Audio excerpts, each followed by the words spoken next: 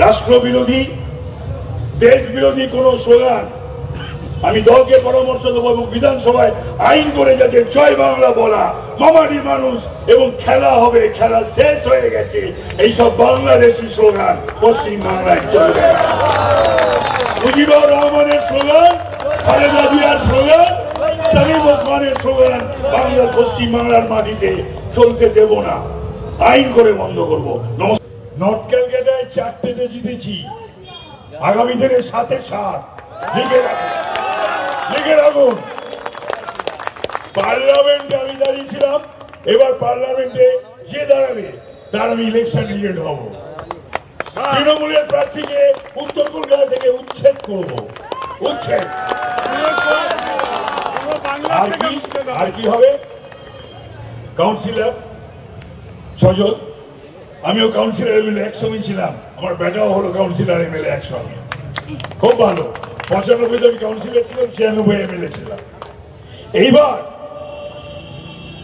কিছুদিনের মধ্যে সমস্ত দেখে বুঝে শুনে এই সমস্ত অসৎ কর্পোরেশন এবং মিউনিসিপ্যালিটিকে ভেঙে দিতে হবে। আর কলকাতা পুরসভার দায়িত্ব যেন আমাকে পাঠিয়ে দেয়, মেয়র করব।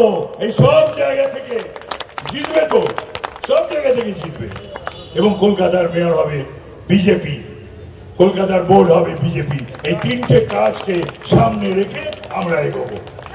আর অপেক্ষা করুন, আজকে নাকি সুজিত বোসকে অ্যারেস্ট করেছে, অপেক্ষা করছি মমতার জেল আর অভিষেকের জেল।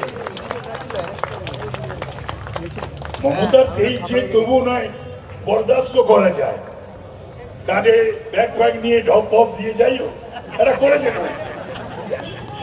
আরে এটা কি?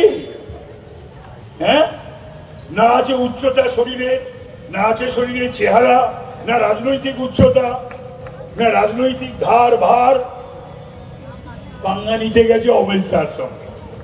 হয় হয় কখনো?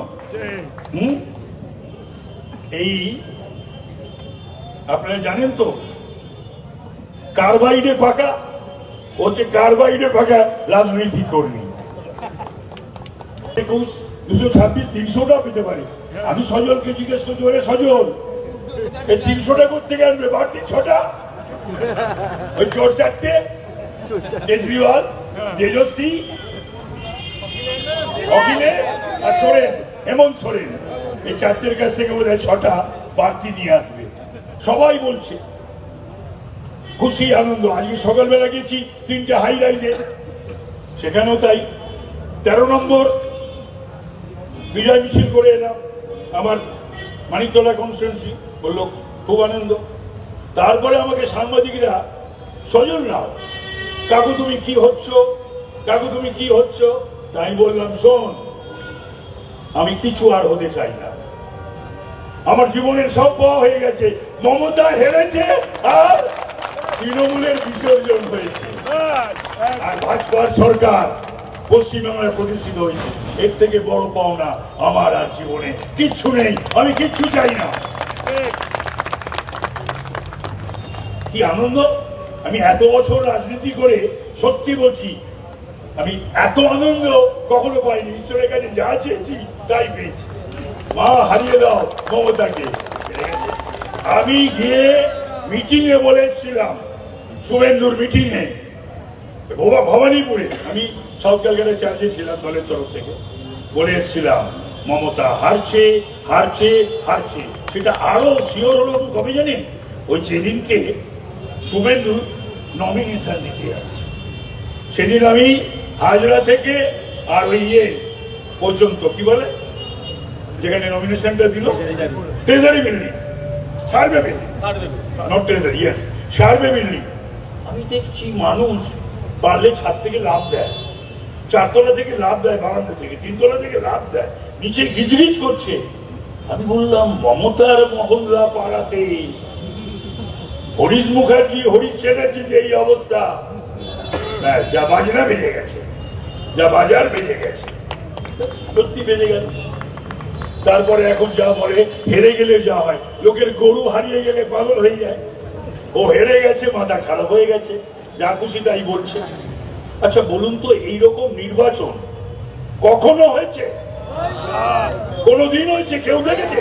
আমি 14টা নির্বাচন লড়েছি, আর কিছু না হোক রথী মহারথীদের বহু নির্বাচন দায়িত্ব নিয়ে করেছি।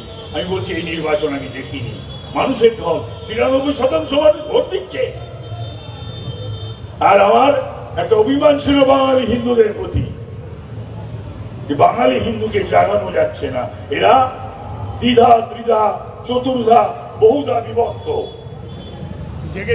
কিন্তু দেখলাম ইউপিতে যা হয়নি, মহারাষ্ট্রে যা হয়নি, বিহারে যা হয়নি, মধ্যপ্রদেশে যা হয়নি, বাংলায় হলো। ওল্ড হিন্দু ভোটের 86% ভোট আমরা পেয়েছি। ওটাকে 90-এ নিয়ে যেতে হবে, 92-তে নিয়ে যেতে হবে। হিন্দু গন্ধা ধর্ম, হ্যাঁ, 1 সেকেন্ডে 12টা বাজিয়ে দেবে সংখ্যাগুরুদের, হিন্দুদের, আমাদের। আমি মানুষের কাছে প্রেয়ার করেছিলাম, নিশ্চয়ই সজল পূর্ণিমাও করেছে, যে আপনারা বেরিয়ে শুধু ভোটটা দিন। ওই 1 সেকেন্ডেরও কম ফ্র্যাকশন সময় শুধু বোতামটা দেখুন পদ্ম ফুলে, আর দেখুন মমতার 12টা বাজিয়ে দিয়েছে বাংলার মানুষ। যে 12টা বাজিয়ে দিন মমতার, 13টা বাজিয়ে দিন তৃণমূলের। শুনেছে গণদেবতা, মানে আপনারা শুনেছেন। তাই খুব খুশি, খুব আনন্দ। আর এই যে মমতার বললাম, যখন না সিপিএম এর মেয়রকে লড়তে হবে, কত বড় বেইমান শুনুন, বিশ্বাসঘাতক গদ্দার মহিলা। যখন লড়তে হবে সুধাংশু সিলকে, তখন প্রার্থী খুঁজে পায় না। প্রার্থী তখন তাপস রায় হয় 2010 সালে, ঠিক কিনা? যখন সারদা কেসে যখন সিবিআই ডেকে পাঠাচ্ছে, ডাকি পাঠাচ্ছে, সব ফাইল পাঠাও সিবিআই অফিসে, কেউ যেতে চাইছে না, সব তো চোর। কে গেছিল পার্টির সমস্ত ফাইল নিয়ে সিবিআই অফিসে? তাপস রায়। এমন মহিলা ব্যবহারের সময় ব্যবহার করে নেবে, তারপরে অসম্মান, অপমান, চোখ পাল্টি,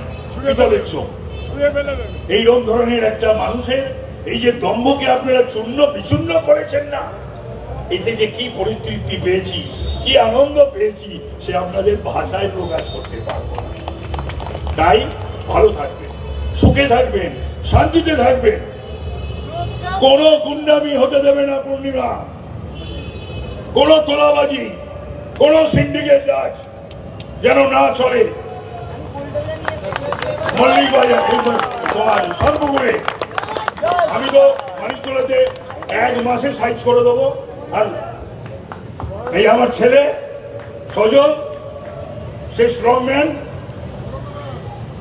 পূর্ণিমাও কিন্তু মহিলা হলে কি হবে, ও কম স্ট্রং নয়, আমি জানি ওকে। আমায় কত থামাতে হয় পার্টির বিভিন্ন মিটিং এর সেটা। আর সজলও 1 মাস লাগবে না, সাইজ করে দেবে একদম। ওই বরানগরে পালিয়ে গেছে। আরে বরানগরে কেন, আমি বলছি ডাকছি, আয় বাবা, কিছু হবে না, বাড়িতে থাক, ও তো গিয়ে মাইক নিয়ে গিয়ে ঢোকাচ্ছে। আচ্ছা পালাতে হবে কেন, আমরা তো পালাইনি। আমাদের ভিডিও ভালো লাগলে লাইক আর শেয়ার করুন, কমেন্ট সেকশনে গিয়ে জানান আপনাদের মতামত। আরও ভিডিও পেতে আমাদের চ্যানেল এখনই সাবস্ক্রাইব করুন এবং প্রতি মুহূর্তের খবরের আপডেট পেতে প্রেস করুন বেল আইকন।